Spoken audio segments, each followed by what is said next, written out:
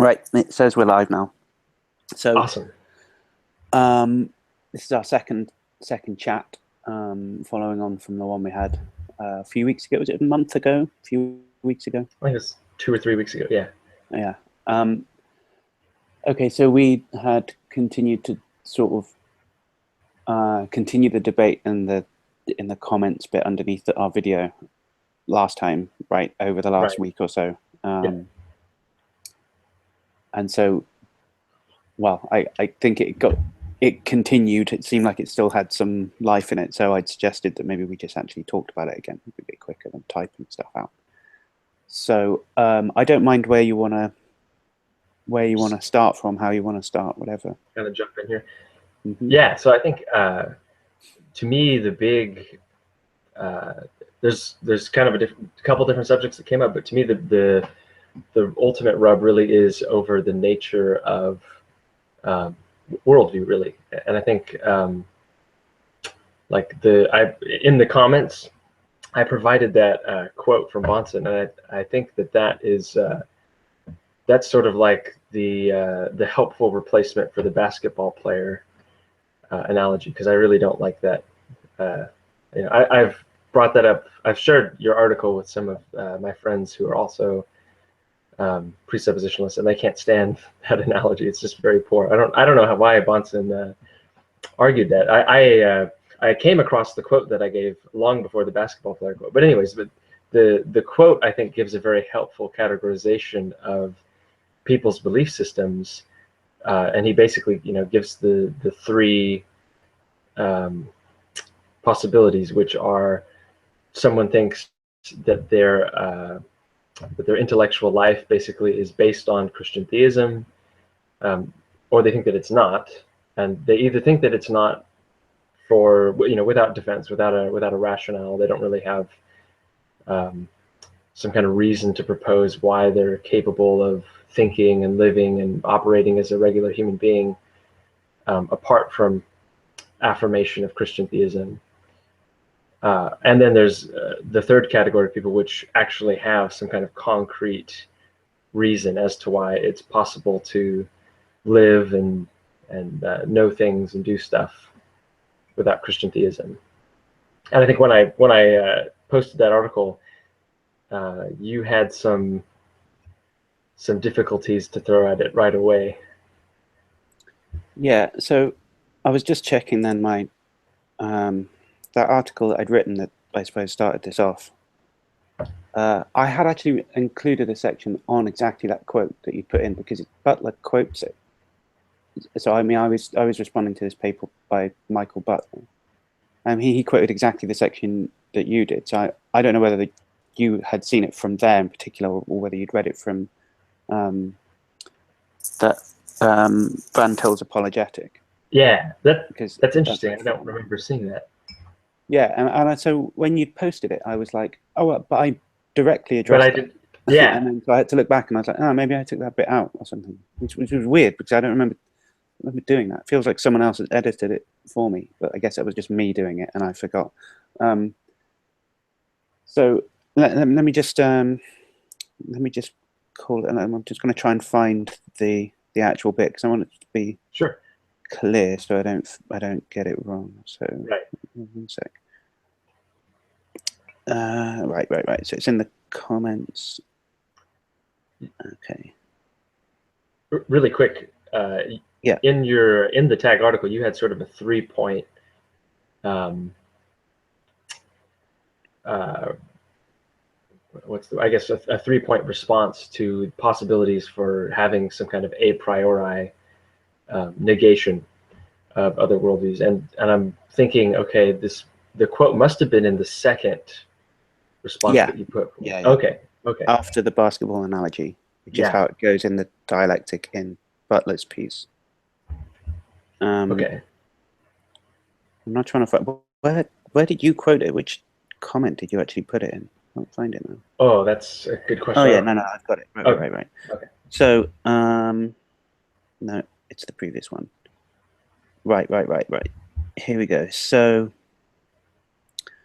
Since the dialogue between the believer and the unbeliever assumes the meaningfulness of their words and the intelligibility of their reasoning, the unbeliever either 1, implicitly assumes the Christian's presuppositions, 2, considers it a mystery that not everything is mysterious or nonsensical, or 3, offers a worldview in which his words and reasoning are meaningful. If he admits to 1 or 2, he's conceded defeat in his attempt to prove Christianity wrong. If he attempts 3, the apologist proceeds to reduce his autonomous outlook to absurdity. Right? That's the quote. Yeah? Yeah, that's it, yeah.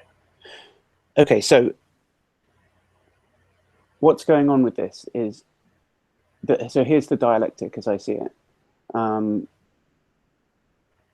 It seems to me that the way this has to start is that the atheist or something prompts the theist by saying something like, hey, why do you believe in that, right? Why do you believe in that? And then the apologist proceeds with his apology. So he's offering a rational defense of the faith. Yeah. And what he says is, the reason to think that Christianity is true is because it's something like the impossibility of the contrary. Like without Christianity, like everything would be impossible. So any particular thing you're thinking of, that would be impossible unless Christianity was true. Like even the question whether Christianity is true is only meaningful in light of right. That's a positive answer. It's like a total claim that everything presupposes Christianity. Right? So why think that Christianity is true? Because everything presupposes Christianity. That's the answer. And then the skeptic or the atheist or whatever, or just the interlocutor, right? Doesn't really matter who they are. They say, right. Oh, right. Why do you think that's true? Why do you think that Christianity presupposes? Why do you think that everything presupposes that Christianity is true? What makes you think that that's the case?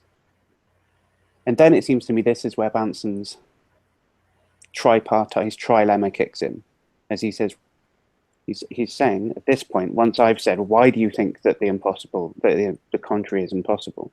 He's saying, well, either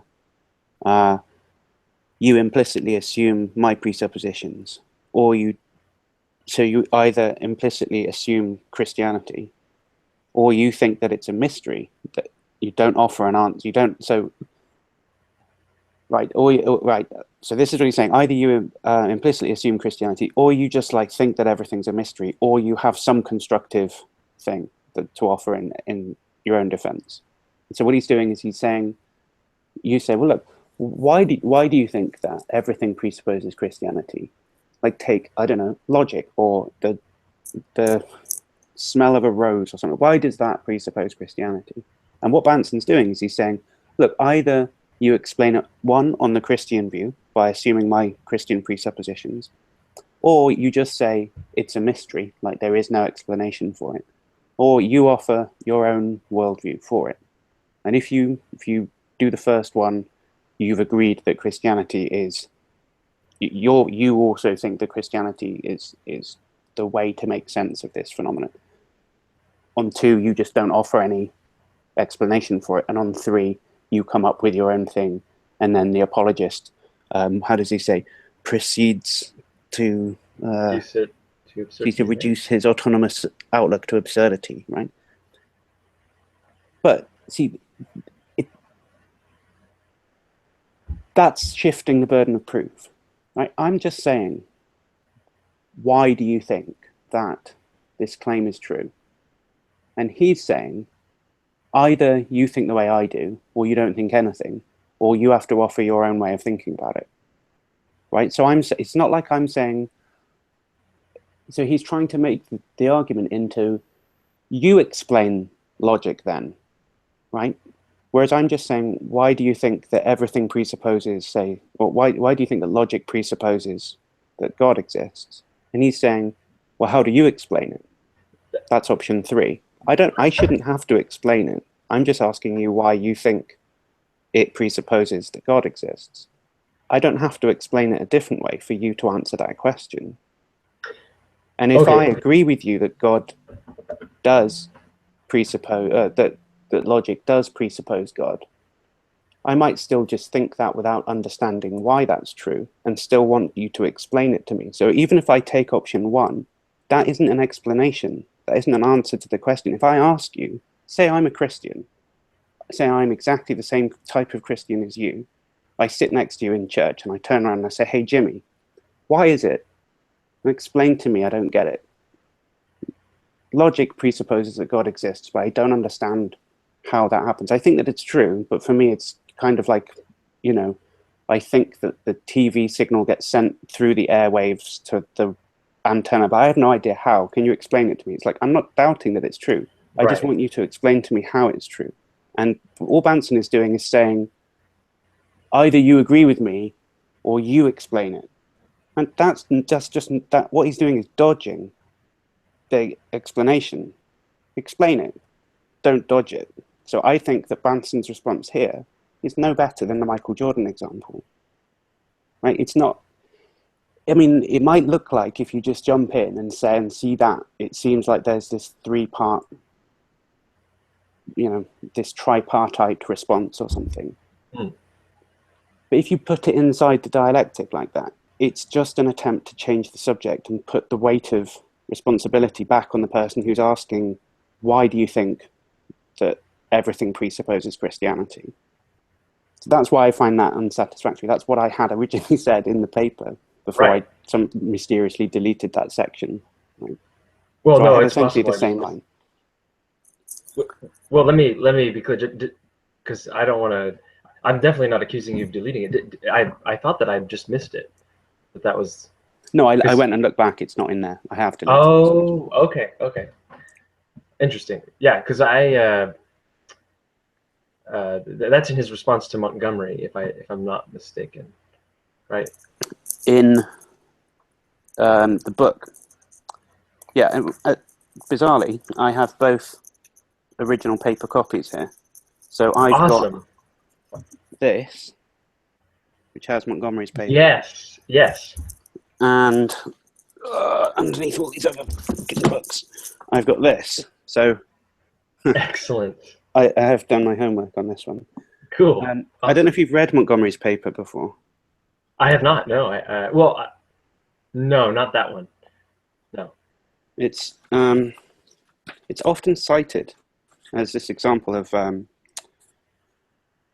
It's supposed to be cited as the example of like the objection that I'm making in my paper, essentially, which was like, you know, there's all this, there's all these potential worldviews, and so the burden to be borne by the claim that none of them can do such and such is to explain for each and every one of them why it can't do such and such, and that is, you know, practically speaking, an impossible task. At least not without some kind of ontological argument, or some kind of like mathematical induction that shows that every step is handled the same way as the first one or something. So he does say that. He has this bizarre, it's a weird paper. This book is weird in general, and Montgomery seems like he wants to spin it out as long as possible. I found it very difficult reading. Well, I don't know. There's no point me really dipping into the book now, is there? But so you quoted it anyway. The point is, you'd put that Bonson quote in as a response to Montgomery, and let's just say Montgomery is making exactly the point that I was making, right, so that it's relevant. Now, you think that Bonson's response is adequate. What's your response to what I just said then? That it seems to me that it's just not answering the question. Yeah. So what I see is I can't help but think that we're conflating two questions here. Like, this is why the why question. What about Christianity is presupposed by the smell of this rose? Like, there seems to me two possible questions that are being asked there. The first is a challenge, like it's a skeptical statement of, I don't believe that the rose in fact presupposes Christianity. Why should I believe that the rose presupposes Christianity? But that's not the same question as, okay, given that Christianity is true, just for the sake of conversation, why do you think that the rose is explained by the Christian God? Like, what's the relationship there? What on your worldview makes sense of this at all? Like, you're making this claim, okay, give me the content. Like, those two questions don't seem to me to be the same thing. I think Bonson is responding to the skeptic's response, where he's saying, yeah, I don't believe this. Why should I believe this? Which is not the same thing as, okay, then lay down your cards. What is your worldview? Why does it explain this rose? And to answer that question, the simple answer is just, well, because of the doctrine of creation. Like, because God creates the world as a world of order, as a world that is to be understood by the human mind, and because human minds are designed to understand the world, like that whole narrative, that metaphysical narrative, is what accounts for these things, right? And you can get more. What you're doing is giving a sufficient condition for whatever the phenomenon in question is, right? So it seems to me like what you're doing is saying something like, why is there a rose or something? Or these logical principles, whatever the thing is under question. Why does that exist? And you're saying, well, look, if God exists and he's this kind of necessarily existent being that creates all other things, then the reason that the rose exists is because God made it, right? And that's the explanation for it. So it's kind of metaphysical grounding for the existence of the rose. Okay, good. That's it. So let's just say, for instance, I'll just grant you that that's a sufficient condition. So if God existed, and that God, the creator, sustainer God, if that God existed, that would be an explanation for why the rose exists, or why logic exists, or indeed why anything exists. On that hypothesis, everything's existence depends on God existing. That's right. The thing is, though, to say that God is the necessary precondition isn't to say that God is a sufficient precondition, right? Right. Well, I don't want to know what do you believe and does that explain this thing. I want to know, the claim was that nothing else could, apart from this one thing. So I'll grant you that God does explain it, for the sake of the argument. Okay.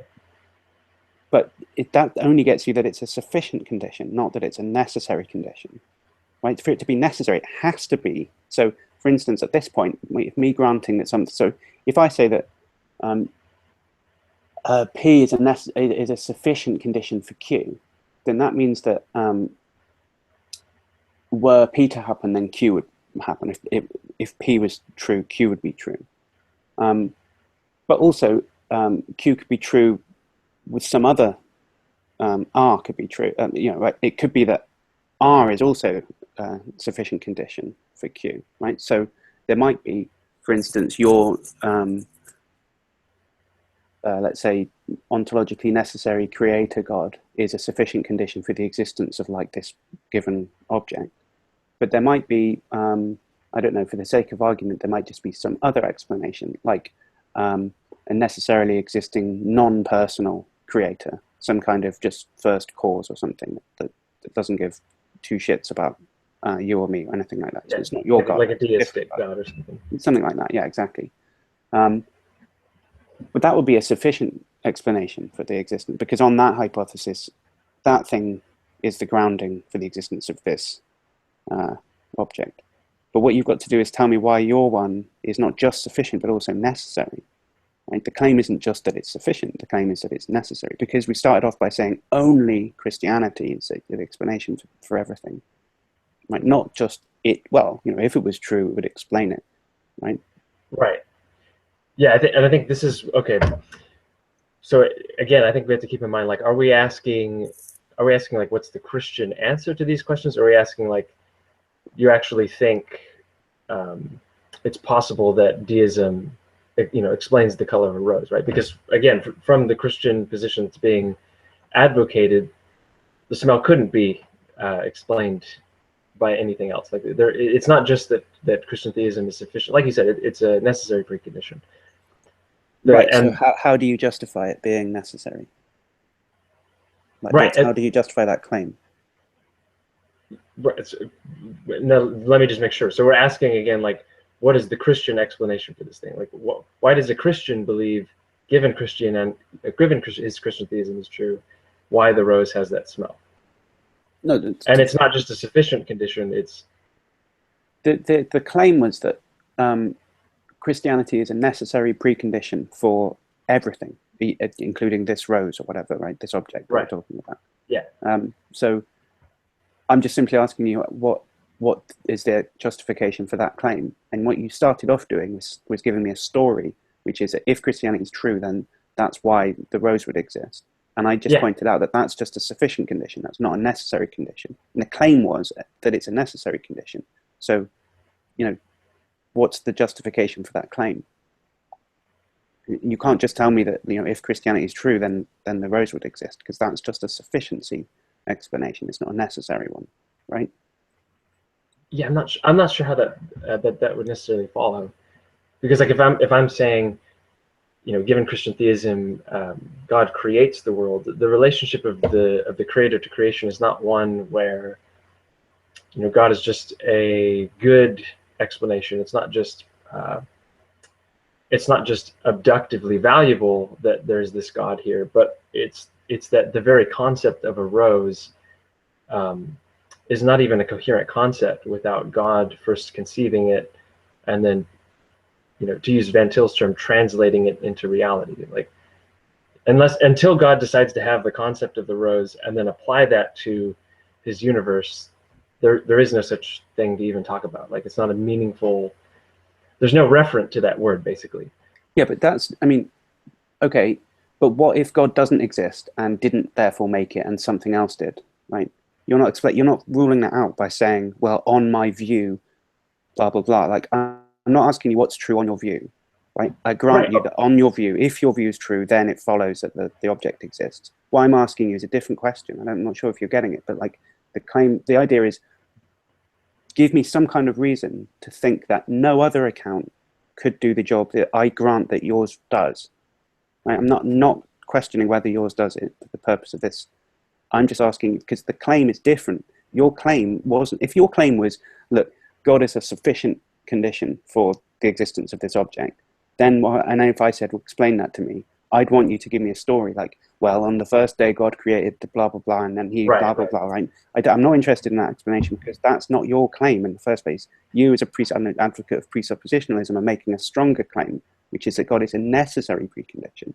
So for that, a storytelling answer is not what's required, right? So if I said something like, and if I can think of a good explanation, a good example of what the difference is here, but it's something like, sorry, you're talking about between sufficient and necessary preconditions. Like, I mean, your Jimmy at the door example is actually a great one, right? Like, let's say you expected me to come over today. I told you I was coming over today.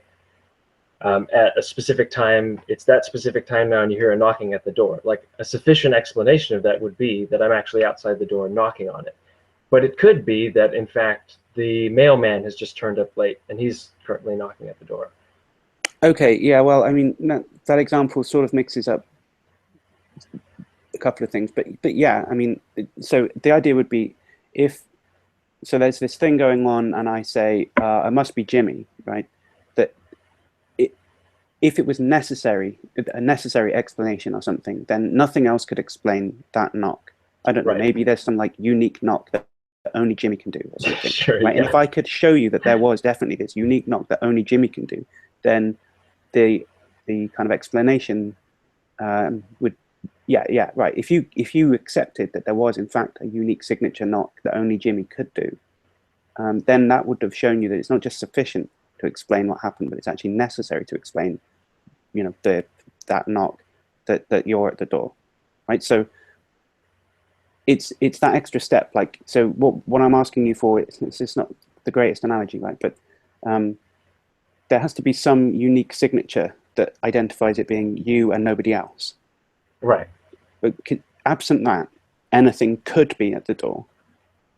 So, sure. Right, there's no hope of giving a necessary explanation of who's at the door without some fact like that you can get the other person to agree to, which is like nothing other than Jimmy can make this knock, right? And in the case of the Christianity explaining everything, being the only possible account, there must be something about Christianity that means that it has to be the only thing that can account for this, and nothing else could, like the uniqueness of the knock or something, right? Which that and in the case here, like the other person has to accept that the uniqueness, which is quite realistically, it's quite implausible, isn't it? That there's no such thing as a unique knock. Any knock you could do could be copied by someone else. So if I tried to tell you, look, Jimmy's got this unique knock, you'd go, yeah, that's bullshit, right? No one has a unique knock. So I wouldn't be able to give you anything that means, it seems to me, that merely from the knocking alone, that it has to be you that's at the door. I'd actually have to see you at the door. Even up until opening the door, I might be thinking this could be the mailman or something, right? It doesn't have to be Jimmy. And that's what it seems to be like here. I can't see how you could possibly get from, so logic, the existence of the object, the smell of the rose or whatever, just could be accounted for by other things. I mean, it could be that Christianity is false. I'm not saying it is false. I'm just saying it could be false. I mean, something else could be going on. I don't know. I mean, there's all sorts of things. The human mind has an infinite capacity for imagining up weird scenarios, right? And some of them could be true, right? But if you want to say that none of them could be true, which is your claim, why do you think that's true? Why is that claim true? Not why do you think Christianity is true, but why do you think that only Christianity could be true? Right. Well, I guess that's just part of the Christian theism that we're talking about, right? Like if you disagree that Christian theism is transcendentally necessary, you would just be disagreeing with Christian theism, because Christian theism holds that it's transcendentally necessary. Like that's why I brought up the whole. That's where we got into the whole placeholder A concept in our conversation. Like that's not even, that whole logical relationship isn't even unique to Christianity. Suppose I said Islam is true, and it's transcendentally necessary. Like that, it's just a doctrine of Islam that without the revelation of Allah, you wouldn't be able to operate as rationally as a human being. Okay, if I disagree, I can disagree with Islam, or I can disagree that it's transcendentally necessary, but either way, I'm just disagreeing with Islam, because he's defined Islam as a view that takes this God to be the necessary precondition of, you seem to have a disagreement there.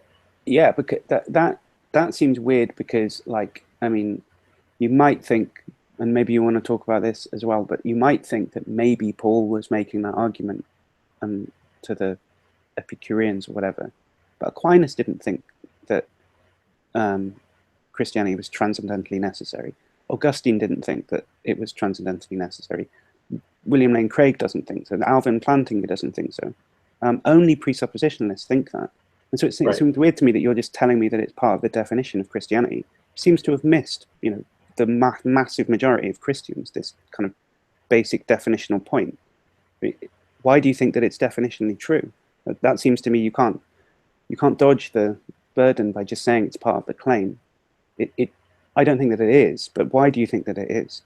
I mean, and how does everyone else, all these other huge theologians, up till the Van Tillian tradition, all get it so wrong?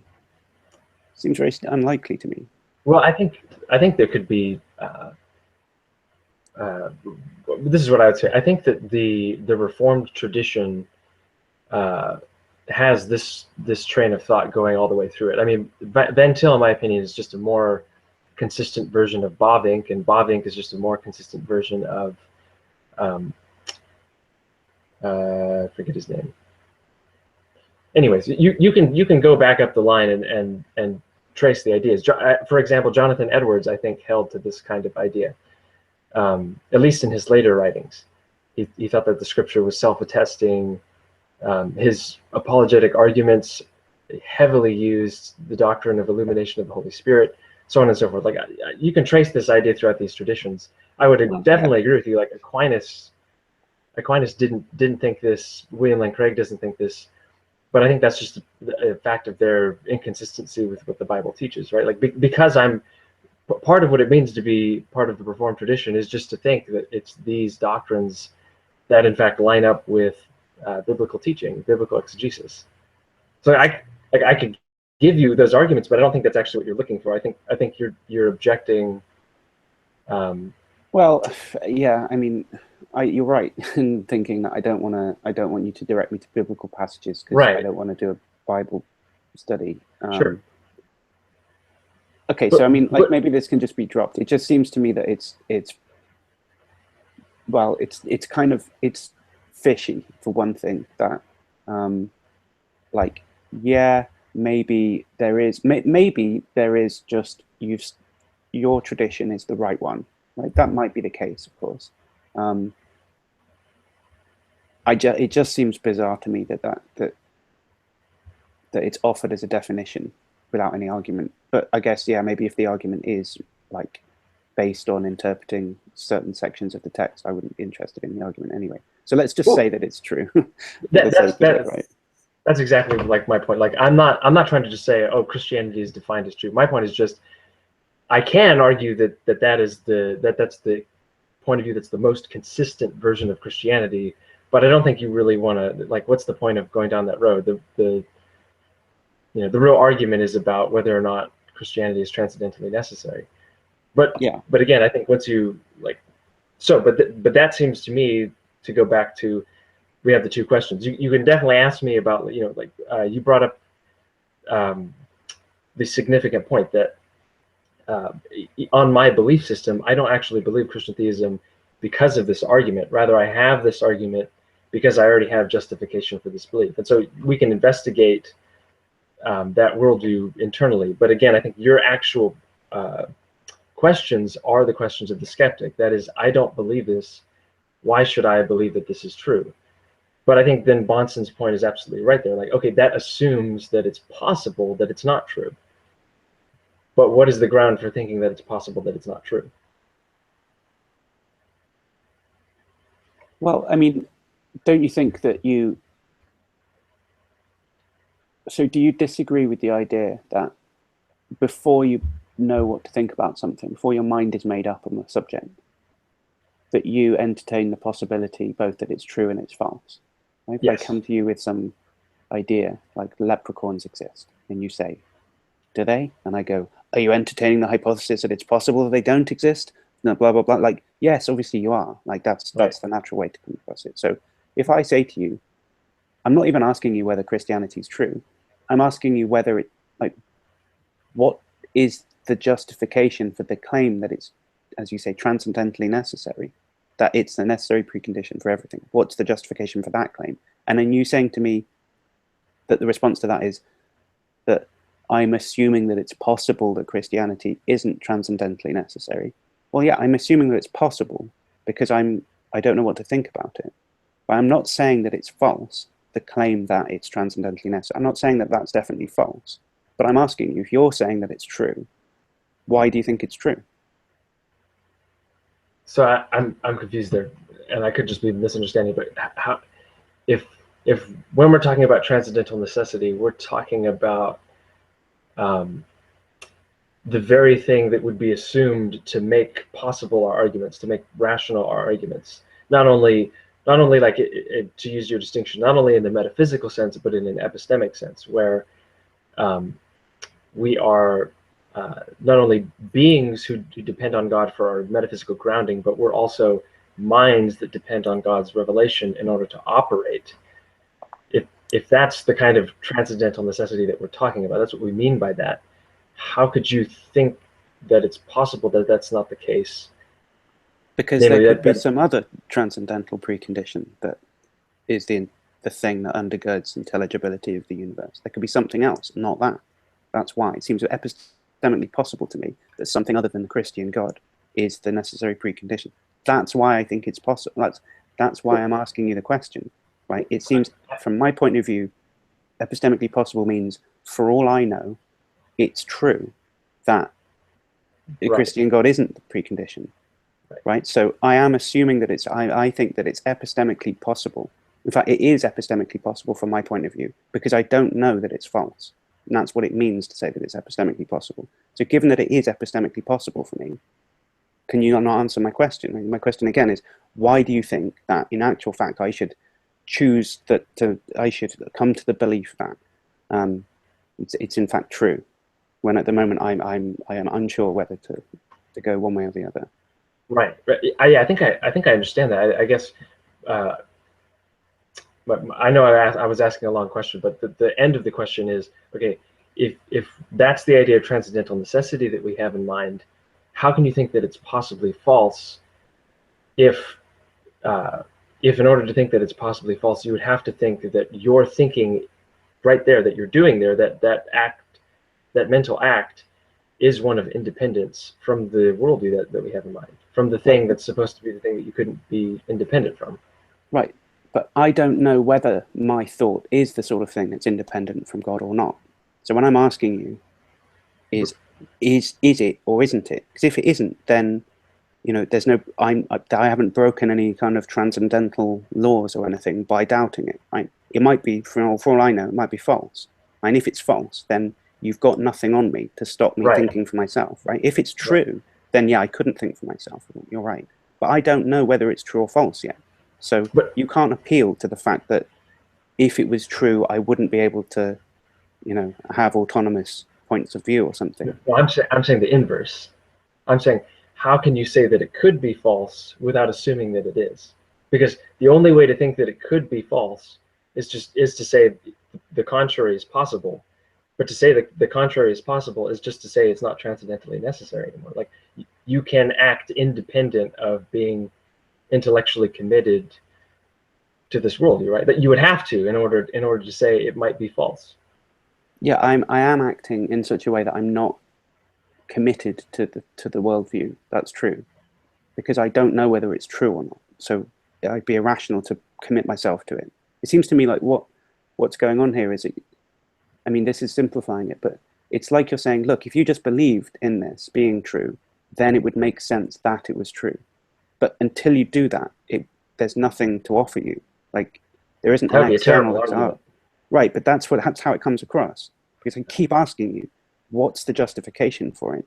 And you're just saying, well, it's the type of thing, because it's transcendentally necessary. The claim itself has within it somehow, if you doubt it, then you're saying that it's false.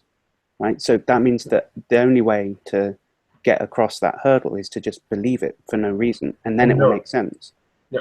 So at this point, I'm not even trying to argue for Christian theism. I'm just trying to I'm trying to get us to both be self-conscious about the pre-commitments we're bringing to any kind of debate about the matter, right? Like, yeah, if just by the nature of the case, if my view is true, then it wouldn't be possible to hesitate to believe in it, right? Like, everybody knows that God exists if my view is true, and in fact, that knowledge is the very basis for our very intellectual operations in any other state of affairs. Like, it's just that personal acquaintance with God that gives you your ability to be a human being.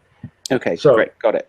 Okay, so then, if we're coming to the table, and that's the point of view that I'm defending, when you say, wait, I don't believe that that's true, why should I? Then you would be pre-committed to the idea that you can be a human being, you can act and operate rationally independent of being committed to that worldview. What I'm bringing to the table is not being committed to the view that you're outlining is correct. I'm not committed to the view that it's false either. Right? I'm saying it's possible that I could be autonomous, and that what you're saying isn't the precondition for intelligibility. It's possible. It's also possible that what you're saying is correct. Right? I'm not. So it seems to me that is just openness about the question. I'm not committing myself to one side or the other. You're clearly committing yourself to one side. Sure. I'm not committing myself to the other side. I'm in the middle where I don't know what to think about it. Now, get me over the line. How do I go in your direction? Right, but what I'm pointing out is, okay, how just to use your language, if my view is or includes, let's just call it a doctrine, right? Like, if a doctrine or tenet of my position is that nobody can be open about this point of view, they're either closed to it or they're closed for it, then how could you be open to it but not closed for it without disagreeing with that point of view? But like, it would just be to disagree with that point of view to say I can be hesitant about it while still actually be open to it. Yeah, but so what you're saying is, if what you're saying is true, then I couldn't in fact reason autonomously. No, let's I suppose grant you that that's right? But because I don't know whether the antecedent is true, I'm really asking you to explain why I should think that the antecedent is true. Like, why should I think that your worldview is correct? This is where I'm confused, because I mean, let's suppose that we're talking about Islam just for the sake of conversation, right?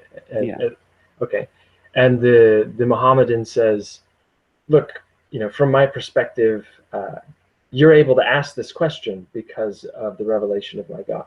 And so when you think that you can, without presupposing the revelation of my God, without being committed to the revelation of my God, you're in fact just assuming your independence from my God, that your autonomy from my God.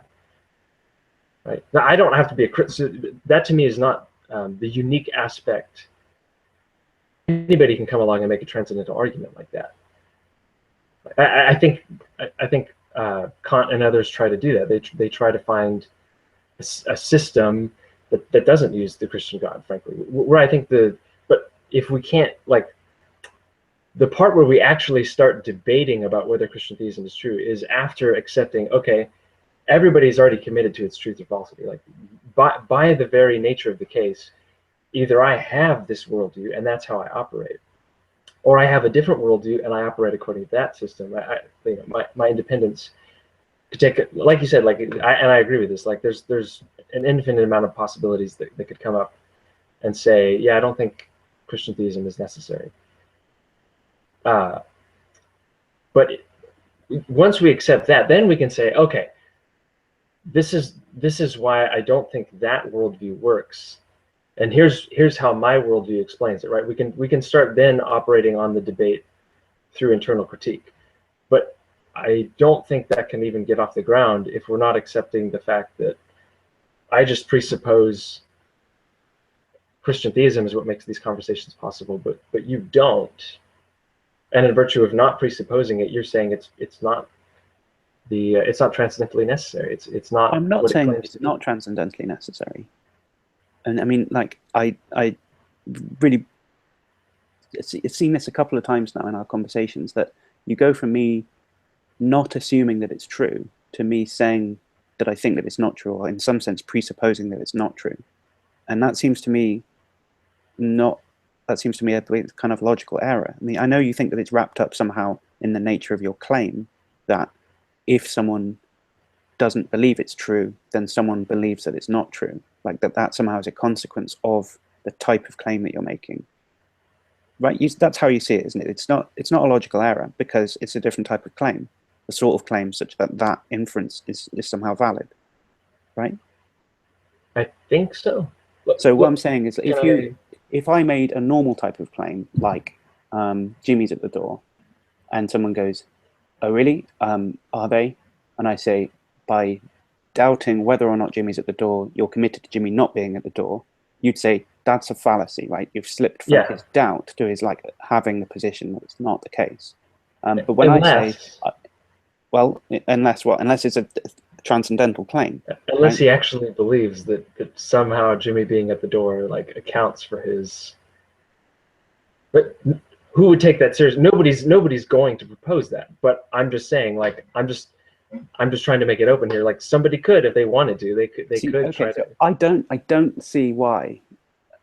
So if a pattern of reasoning is valid or invalid, it is so regardless of the content of the propositions that goes into it. If there's an inference that's invalid, if you slot in a certain proposition in one of the argument places, that's normally thought of as being special pleading. It's saying this argument would work, but the content of the proposition is this special one, and that means that the argument doesn't work. Right? If you can't have, I mean, if it either means that the logical form is invalid because it's just a straightforward counterexample, or it means that the argument form is valid and it's a fallacy to try and say that it's valid, but apart from one instance of slotting something in, i.e. the special pleading fallacy. Right? Those seem to be the only two options. You want to have it both ways. You want to say that reasoning is valid for every case, apart from this one, where it involves transcendental claims. Now, unless there's a deeper logical form underneath, which shows me that there is, in fact, a different argument going on here, and that's why, you'd have to show me that the reasoning I used wasn't faithful to the argument. So what I mean is, when I say to you, it seems to me that Christianity could be false, and you go, therefore you think Christianity is false. And I say, hold on a minute, that's this type of reasoning that's fallacious. It's just like in the case with the Jimmy's at the door example, right? you'd have to say either, it seems to me, you'd have to say that the Jimmy at the door case isn't analogous, like the reasoning isn't analogous. So far you're saying, well, it's basically the same reasoning, it's just that when you're talking about this subject matter X, then the reasoning stops being invalid. And that's unintelligible to me, because the reasoning isn't valid or invalid depending on which subject matter you're talking about. I mean, I don't think you're making the claim that that type of reasoning is valid, right? So you must be saying, if to be charitable, you must be saying that the reason that the Jimmy's at the door case is disanalogous is because really the reasoning involved in the original case is not how I've characterized it. So it's not the same as just going, not believing in Christianity entails believing in not Christianity, right? That must not be, there must be some other form of argument that's going on here, because otherwise I just think that there's a confusion there. So to Sure. be charitable to you, there must be some other pattern of reasoning that's going on in the background. And let me just try and flesh out a little bit why I find that claim implausible. Right, and so did you read that other blog post that I wrote, which you did, about because I ended up talking about Kupit and his version of presuppositional argument that used the linguistic presuppositions. Oh, the Colette, right? Colette, right? Yes, sorry, different guy. Kupit's yes. Different guy. Yes, right. The Strassonian. Yeah. Right. So, but before, in the first part of that, so that's what did I call that? The something transcendental arguments on the logic of presupposition, right? Right. And to begin with, I talked about Hilary Putnam's transcendental argument that he's not a brain in a vat. Right. And that argument is a transcendental argument, and the claim he makes is that it's if you were a brain in a vat, it would be impossible to say truthfully that I am a brain in a vat, which is kind of a weird claim. So it involves you have to buy a load of stuff that he tries to argue for then about different theories of reference and how he's basically an externalist, right? Like it's an argument for, if semantic externalism is true, then it would be you know that you're not a brain in a vat, right? But he doesn't just say, look, if you think you're a brain in a vat, you're arguing that you are a brain in a vat because the content is a transcendental one, right? That isn't his argument, but that is your argument, it seems to me. So it's like you're not really doing a transcendental argument properly. You should be opening up the bonnet and showing me underneath how it works, how the argument fits together, when I keep asking what's the justification for this. Because when I look at Hilary Putnam, or indeed Kant, or Strawson, or any of these other guys who do transcendental arguments, it was really in fashion in the 60s, there's loads of them.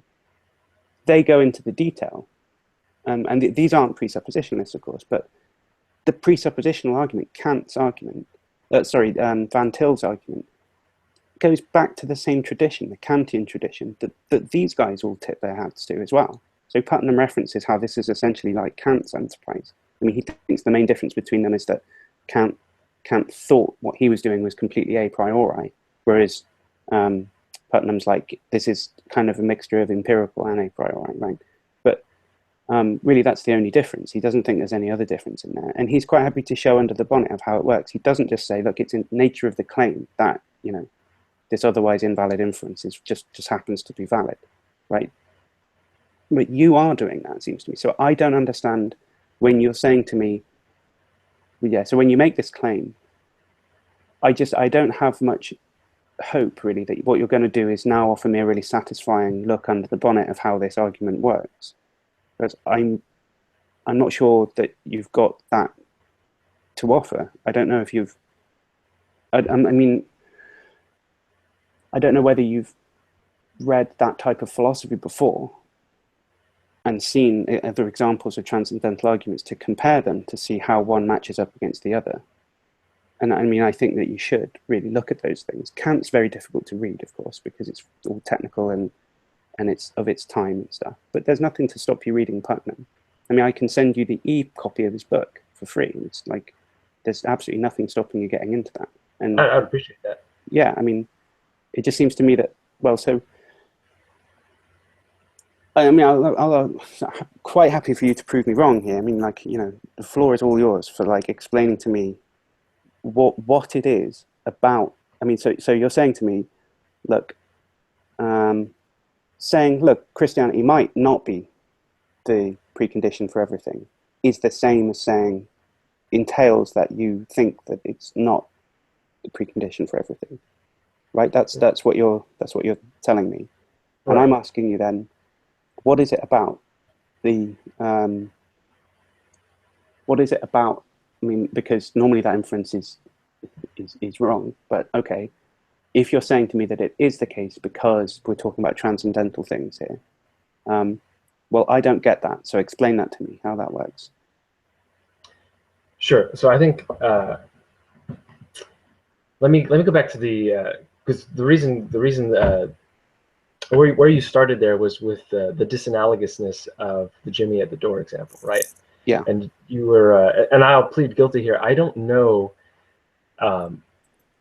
where the distinction pops up between the reasoning, the nature of the reasoning going on, or the form of the reasoning going on, versus the content. I'm not exactly sure where the if there's overlap or where to distinguish. You know, oh, this is a valid form of reasoning. It's perfectly fine, but the concepts are just not right. I don't know. Part of the difficulty is like, and what I wanted to ask you when you were talking about that is, well, I wonder what you think about informal fallacies, because you know the nature of the case that at least as I understand it, with informal fallacies is you have an argument, the context of which either doesn't apply to the things about which you're reasoning, or the content that you're putting into the argument causes some kind of conceptual problem, like the meaning of the words gets, like an equivocation fallacy or something like that, right? Like the words get changed around, so there's a problem of meaning, like, and the way it happens in an informal is just maybe more elusive.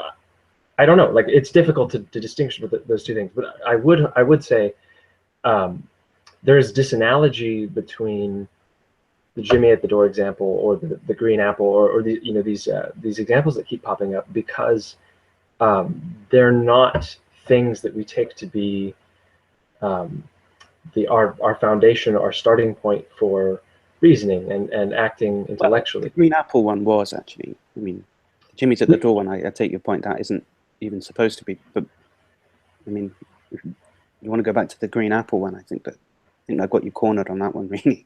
The green apple, yeah, sure. Well, I mean, if we define it that way, but I guess that to me is the difference there, that when we use the Jimmy at the door analogy, we're using something where we're not taking it to be indispensable to our reasoning. We're taking it to be something where we have a sufficient epistemology. We're presented with empirical information, and then we use the criterions of our epistemology to decide whether or not we should believe Jimmy's at the door. But with, you know, the green apple, who's supposed to account for our reasoning, there we have something where the very rationality of our epistemology, the very coherence of our epistemology, stands or falls with that green apple. It's not like I can put the green apple as a hypothesis to be tested. No, the green apple's affirmation is the very thing that founds my epistemology. And the moment that if I concede that it were even possible to start thinking without the green apple, then the green apple would no longer, it would cease to be the type of green apple that I'm talking about. Right. So in the case with Christianity, it seems to me that maybe a useful way to put it is there are traditions of Christianity that take, I mean, Swinburne is a good example. Like, Swinburne doesn't even think that God is metaphysically necessary. He thinks that there are possible worlds where God doesn't exist. That's the strength that he goes with his theism. Okay, so that's obviously like on the far end of the spectrum compared to where I am. And I would say, I think the objection that that you can operate as a human being without God there is perfectly fine, because Swinburne doesn't think that God's revelation is the very thing that makes it possible for you to live and move and have your being. But if the, whether it's a green apple, whether it's Allah, or whether it's Christianity, I don't really see how we're going to get, or I don't see how to see it another way. As soon as someone says, no, this is the very thing that makes reasoning reasoning, this is the very thing that makes it possible, that makes it coherent and do the very things that reasoning does, I don't see a way to think that that is possibly false without just saying, okay, the contrary is possible, which is logically identical to saying this is not transcendentally necessary. It's not the case that the contrary is impossible. The contrary is possible. Okay, okay. So I think I spotted the move then. So like when I'm saying, well, I don't suppose you can accept this, but when I'm saying, so someone says, look, X is the transcendental ground of everything. Like you have to believe in X in order for anything to be intelligible. And I say, well, I don't know what to think about that. Like, is it true or not? And then you're going, well, you're kind of entertaining the hypothesis that it's false, right? So what you're doing is you're denying that it's necessary by doing that. Okay, well, I'm denying that it's epistemically necessary. That's true, because I'm saying that from my point of view, I don't know that it's true. Right. But I'm not denying that it's metaphysically necessary. Like it could be metaphysically necessary. And your claim is that it's metaphysically necessary. Your claim isn't that it's epistemically necessary for me, because it isn't epistemically necessary for me. It just obviously isn't, because I'd have to know it, and I don't know it. And that's exactly where I was accusing you of making the question, right? Because that if to say that is, I think that's exactly it. Like, no, I think I am saying that it's epistemically necessary, so long as I'm saying the person has to believe in it to make sense of their reality, right? Like, how could that not be epistemically necessary then? Well, so you're saying not just that it has to be true for anything to be intelligible, but I have to believe it for anything to be intelligible. You have to be, you'd have to be aware of the existence of this God, right? Like that to me seems to be Paul's argument in Romans 1, that the reason God is just in holding unbelievers accountable is because, contrary to their unbelieving worldviews, they're actually living based on God's revelation. Like that they have. Well, I see. So, what if I said to you, well, actually, you have to be an atheist. You have to believe that God doesn't exist, a strong atheist, in order for anything to be intelligible. And I think I could tell you a story about that that would give some kind of gesture towards all of these things that you might pose as problems for him. And I'll tell you some kind of Freudian story, Nietzschean story about how everyone's so terrified about this, like, intuitively self-evident fact that there's no meaning, no ultimate kind of teleological like purpose to everything, and that like we're just kind of machines that pop out of existence when our brains stop functioning. That's just too terrifying a reality to fit into our brains psychologically. That very kind of realization is the generator for all kind of cultural interaction or something, or all music and art and philosophy, and everything's just this one big kind of effort, self-deception, trying to stave off this unthinkable but undeniable truth, right? And so everyone's inner life is conflicted with this, right? But you sound very antichrist there. Yeah, Twilight of the Idols. Yeah, right. I mean, but that's I just plucked that out of thin air, right? Just because, you know, that's sure. Okay, so I'm telling you, just for the sake of it, I just colored it in, but like, I'm just saying to you, what if I said there was some other thing that you have to believe that, or else everything would be unintelligible, right? Now, where do we go? Because if you say to me, well, I don't know if it is or something, and I'll say, well, you're denying that it's true then, right? I'm saying to you, it's epistemically impossible to believe in God, right? It's epistemically necessary to be an atheist, right? So, and if you doubt that, if you even begin to say, oh, it's possible that, you know, maybe God exists, I'll go, no, no, no, you're now taking the contrary point of view or something. Would you, so, I mean, would you say that's okay? So, I mean, maybe you would, maybe we're just okay at this point. That's just... I would agree with that, yeah. I mean, I think that's what Michael Martin, for example, tries to argue with some of his Tang, his transcendental arguments for the non-existence of God. Like, I think that's a perfectly suitable objection to my position, yeah. Like, okay, honestly, so I would disagree with it, and I would argue against it. But just for the sake of asking the question, is this a valid use of transcendental argument? Yeah, I think so. Yeah. Okay, so then what happens now? So I've taken the position that that this is the necessary precondition for intelligibility. And presumably you want to deny that, right? You're not. I mean, how have I convinced you? Right.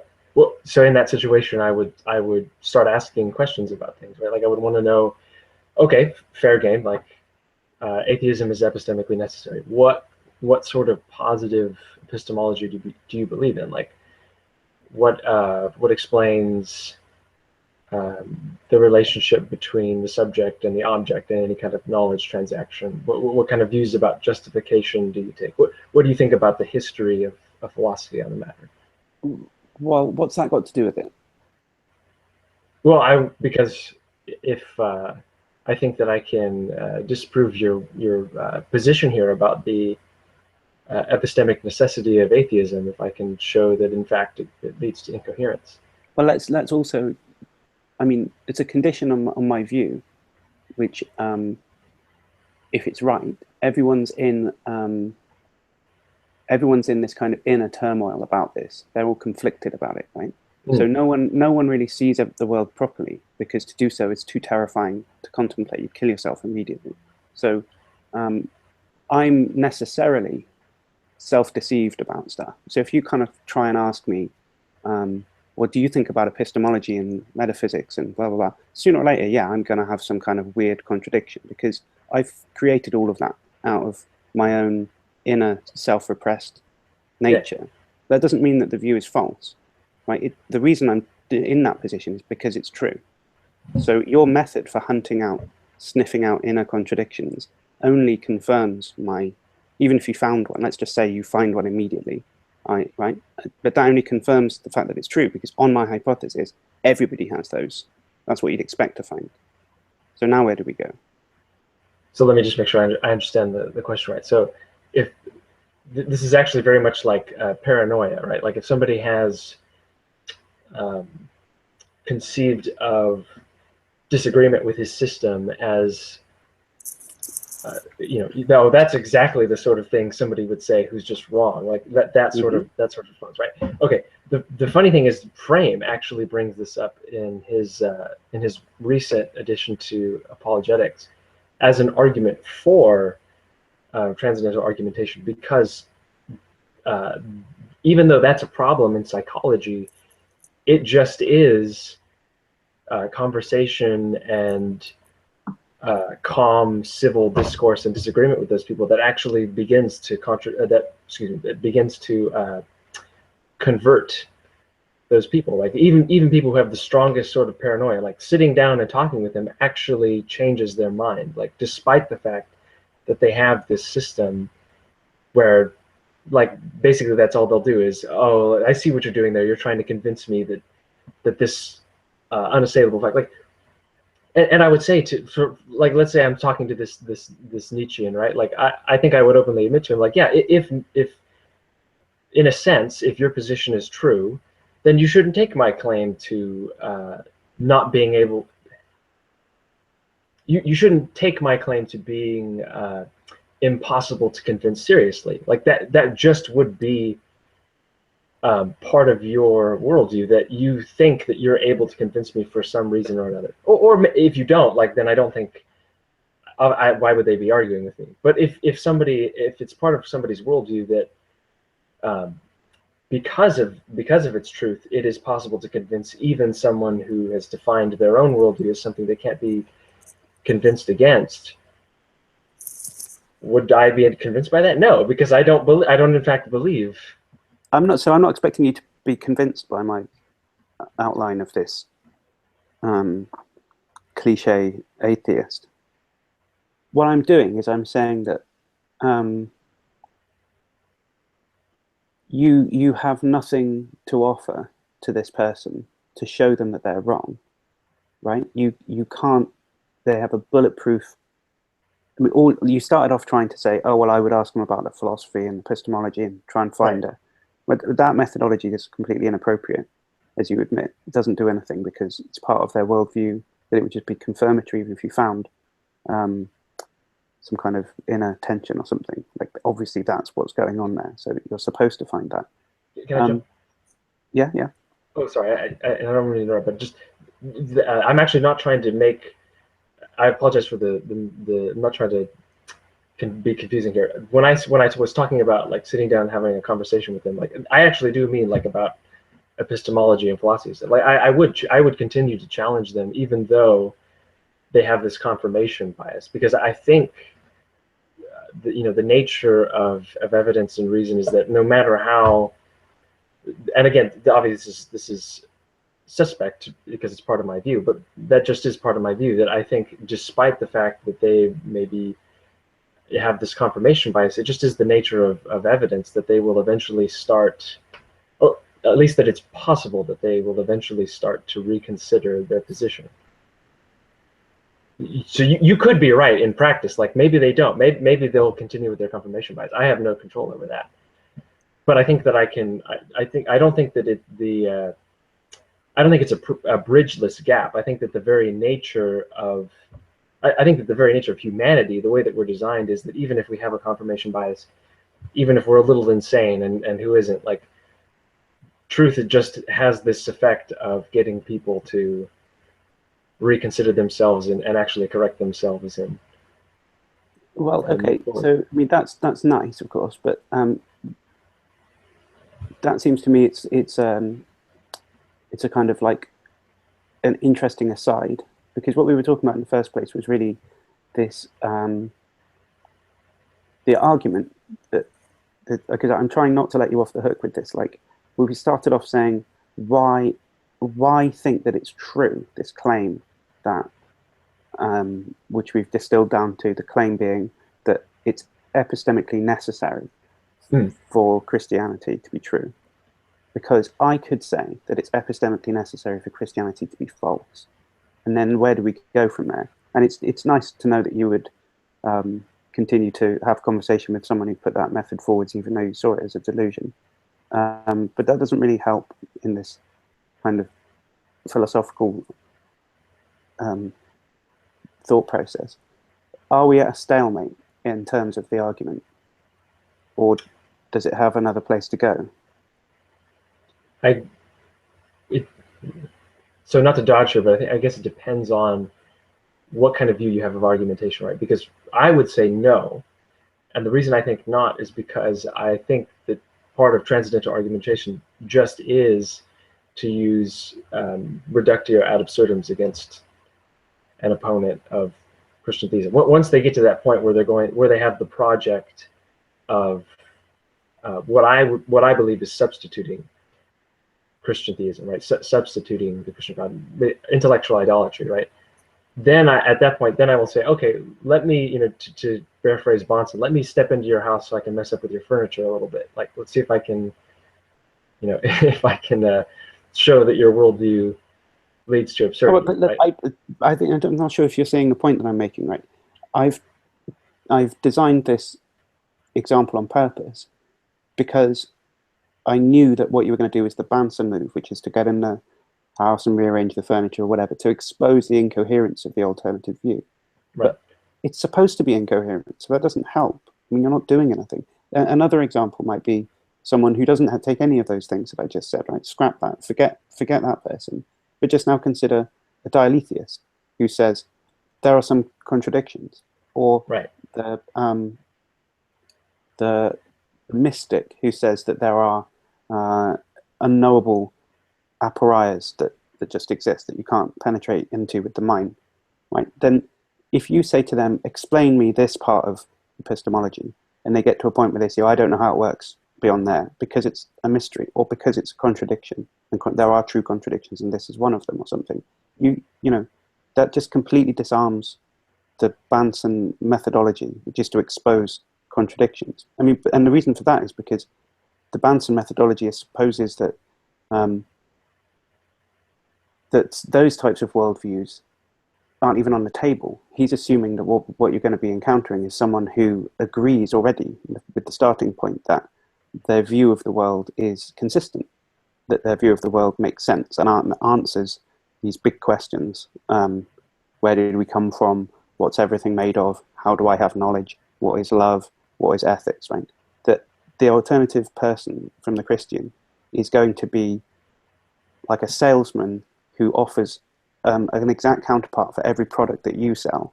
And what we're doing is we're just saying, is your product better than mine on epistemology? Have you got a better epistemological product to sell? No, mine's better than yours because mine is, you know, the 600 series and yours is only the 400 series. It's much better at epistemology than yours is. So you should pick my epistemology rather than yours. Something like that. But and what I'm doing is subverting the game by saying, well, here's like a different worldview. Well, a worldview. I mean, yeah, I suppose, you know, different. What I'm doing is I'm just saying, like, I'm calling into question those parameters, right? So if somebody just builds into their perspective that they don't have an answer for an epistemological question, or builds into their perspective that they should be confused about these questions, then you pointing out that they are confused about these questions or that they don't have an answer to this question doesn't do anything. It bounces straight off. So it seems to me that then all we're doing is we've got two people, both of whom make equally unassailable claims about their own perspective, transcendental explanations for things. So one of you says God is a transcendental explanation for everything, is epistemically necessary to believe in God. And the other one says the absence of God is epistemically necessary, and it's epistemologically necessary to not believe in God, to believe that God doesn't exist. Now, tag stands or falls, it seems to me, on its ability to eliminate all of these other contenders. So option C that we started off with is Bonson saying, let the other guy present his worldview and I'll proceed to demolish it. Well, I just presented a worldview which by definition couldn't be demolished by Bonson's technique because he doesn't play the game the same way that he does. So I just see that then we just grind to a halt. So, and that seems to me that it's derailed the proof to the point where, like, obviously it doesn't work, it doesn't go through. Because what you need to do is to the very least, you need to be able to make the other person accept that their worldview isn't the right one or something. But if all you're doing is saying, look, you're confused about epistemology, there's a whole bunch of people who would say, yeah, I know, yeah, exactly. That's what things are like on my worldview, right? That's what it's like over here, you know, outside of the religion that you're in. It's confusing. Epistemology in particular, it's really difficult to know what it means. So when you're saying I don't have an answer to an epistemological question, this cliched atheist, and indeed every atheist, everyone finds presuppositionalism irritating because a lot of the time, all it comes down to is pointing out that you don't know the answer to very difficult philosophical questions. And then the other guy claims that that means that Christianity is true, or that means that you believe in Christianity or something. When in actual fact, it's not a problem to not know the answer to an epistemological question, or to, in some sense, have not worked out something so that you kind of have an inner contradiction about it. You know, I'm just not sure what I think about. So a lot of the time, people are sure about what they think about, say, Donald Trump, right? Everyone, very sure. In the right mind should be quite sure about what they think about that. On the other hand, Hillary Clinton was much more of an unsure candidate. I'm not that enthusiastic about her, right? I mean, she was the better candidate for many reasons. But if it was just her on her own, I would be unsure what to make about it, right? I'm just unsure about that. And that's fine. You know, that's okay to not know what your opinion is about that. And philosophical questions are just like that. A lot of them are like Hillary Clinton. They're sort of propositions where, like Platonism or something. Yeah, I see some good aspects to it. I see some bad aspects to it.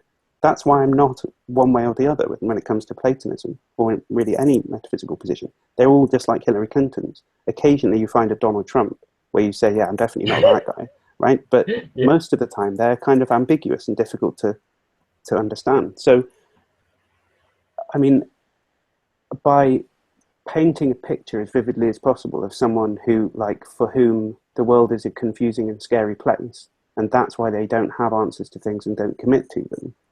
I'm just trying to make it vivid that, like, this whole methodology seems very strange, right? From outside your perspective, to ask someone, what's your worldview, and then kind of try and trip it up or something. It's like, I don't know if I'm explaining this particularly well, but like, I think we've gone off the point again. But the original point was supposed to be that you won't have to say something that justifies the claim that Christianity is epistemically necessary.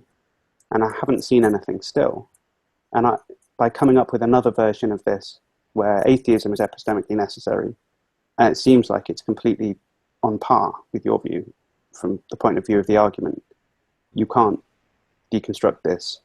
I wouldn't be able to persuade you of it, of course, as well. But then it just grinds the whole thing to a halt. You haven't proven the impossibility of the contrary, because here's a contrary, and you have nothing to offer that will show me that it's not the case. Maybe that worldview correctly reflects reality, in the sense that maybe God doesn't exist. Yeah, I guess that's a. Sorry, I went on for a long time. No, that's fine. I totally understand. Maybe I should say this. I need to take off soon, but I wanted you to have. Yeah, I remember you saying you only had an hour and a half or so. So the thing is, I don't want to end on a note of like, oh, I have the last word and that sort of thing. So that to me is asinine. So I'll just make sure that I press stop broadcast after I finish speaking. Yes, do that. Yes. Let's see. So I think maybe there's so much that I could. There's so much to be talked about, but I think maybe one of the issues I would take is in the analogy of the Nietzschean. I guess the question should be asked about the analogy itself. Like, are we taking this person to be a Nietzschean in a sense that would already preclude Christian theism? Like, in other words, are we taking this person to believe, his atheism down in his heart of hearts? He's not aware of this Christian God. He's not operating on the basis of his revelation. Like, I guess in that case, like, if the analogy were true, then yeah, maybe so it would follow. Like, that's part of the situation. Is not just that they think maybe atheism is the case. It's that there's like kind of direct and unchallengeable internal intuition that it is. You just know it's true. Sure. Like the biology somehow just is self-evidently finite, and there's nothing coming after it. Something like that. It's like an internal intuition that couldn't be wrong, in exactly the same way. However, it grounds out in yours. You just mimic that. It's the same internal intuition, just cannot be wrong. So it's not just that you believe it, it's that you have to believe it. It's epistemically necessary. Right. Yeah, so I guess in that case, I would have to agree. Like, I don't think it's possible. I don't think it's possible to